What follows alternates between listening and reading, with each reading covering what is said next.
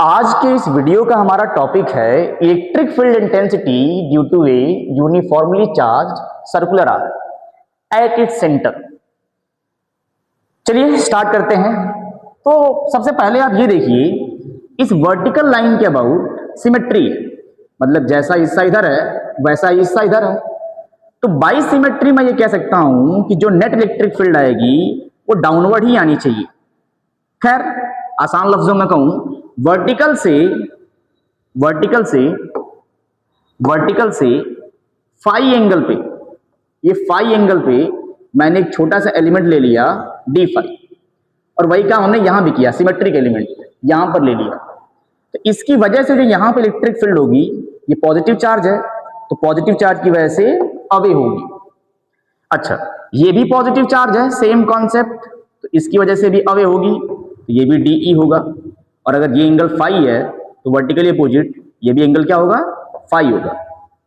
तो अगर मैं डीई को दो पार्ट में तोड़ लूं, अगर मैं डीई को दो पार्ट में ब्रेक कर दूं, दो कंपोनेंट में ले लूं, इधर एक कंपोनेंट आएगा डीई साइन फाई और एक कंपोनेंट आएगा इधर डीई कॉस फाई।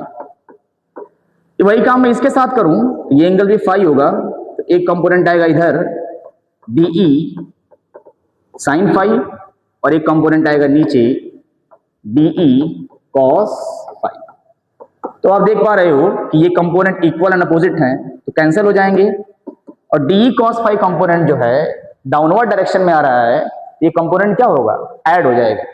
ऐसे ही अगर मैं यहां पर लूं और यहां पर लूं तो उनके भी साइन वाले कंपोनेंट कैंसिल होंगे और कॉस वाले कंपोनेंट क्या होंगे, ऐड हो जाएंगे। इसका मतलब अगर हमें जो नेट इलेक्ट्रिक फील्ड निकालनी है तो हमें इंटीग्रेट करना पड़ेगा डीई कॉस फाई को। खैर यहां पर जो चार्ज है वो है डीक्यू, और डीक्यू कितना होगा, तो डीक्यू होगा lambda into r d phi.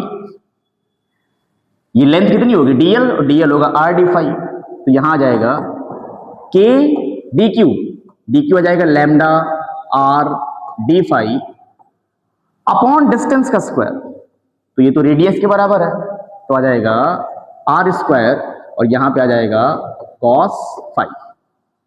तो जो चीजें कांस्टेंट है वो बाहर आ जाएंगी। क्या कांस्टेंट है, के कांस्टेंट है, लैम्डा कांस्टेंट है, एक आर से एक आर कैंसिल, तो अपॉन आर और यहां बचेगा integration cos phi d phi.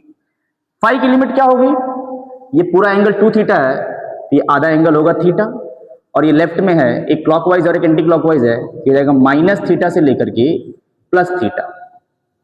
तो लिमिट हो जाएगी माइनस थीटा से लेकर के प्लस थीटा, क्योंकि मैंने ये पूरा एंगल 2 थीटा माना है। अगर ये पूरा एंगल मैं थीटा मानता तो लिमिट होती माइनस थीटा बाई 2 से plus theta by 2।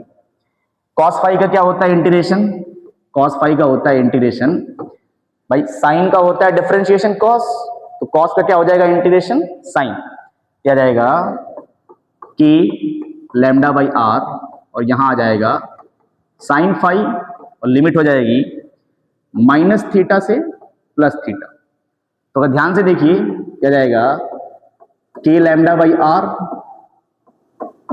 Sign of theta minus sine of minus theta, और साइन माइनस थीटा की प्रॉपर्टी है, साइन ऑफ माइनस थीटा की प्रॉपर्टी होती है माइनस ऑफ साइन थीटा। तो जैसे ये माइनस बाहर आएगा तो माइनस माइनस क्या हो जाएगा प्लस, तो आंसर आएगा 2k lambda sine theta upon are.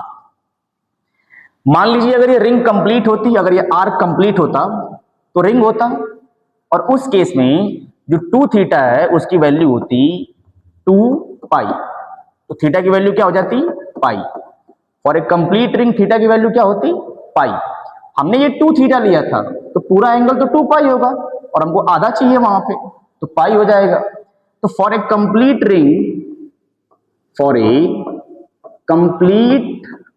Ring क्या वैल्यू आएगी 2k lambda sine pi upon r, और साइन पाई कितना होता है, साइन पाई मतलब साइन 180 डिग्री, उसकी वैल्यू होती है 0 डिग्री, तो ये 0 ही आना चाहिए।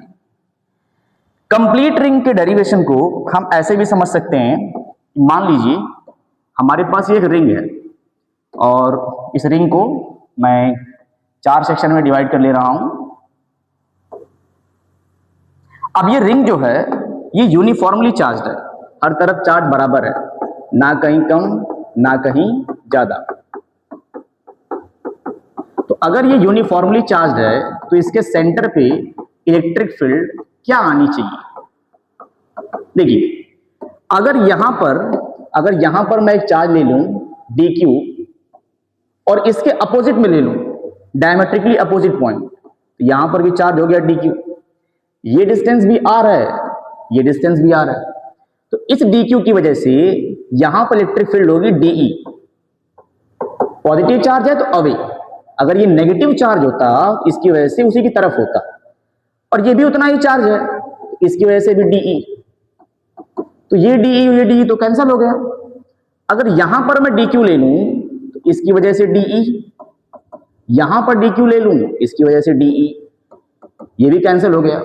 ऐसे ही अगर मैं यहां पर ले लूं एक dq और यहां पर ले लूं कैंसिल, यहां पर ले लूं यहां पर ले लूं कैंसिल, यानी जो डायमेट्रिकली अपोजिट पॉइंट्स हैं उनकी वजह से यहां पर इलेक्ट्रिक फील्ड कैंसिल हो जाएगी, तो नेट इलेक्ट्रिक फील्ड क्या आएगी? 0। बट मान लीजिए कि हमारे पास एक और रिंग है और उस रिंग में जो एंगल हमारे पास है, मान लीजिए उसमें जो चार्ज डेंसिटी है ऊपर है प्लस लैम्डा और ऊपर है प्लस लैम्डा और नीचे है, ये नीचे है प्लस का 2 लैम्डा। अब इसके सेंटर पे इलेक्ट्रिक फील्ड क्या 0 होगी? अब इसको सोचिए और इसका आंसर कमेंट में बताइए। मिलते हैं नेक्स्ट वीडियो में, तब तक के लिए बाय बाय।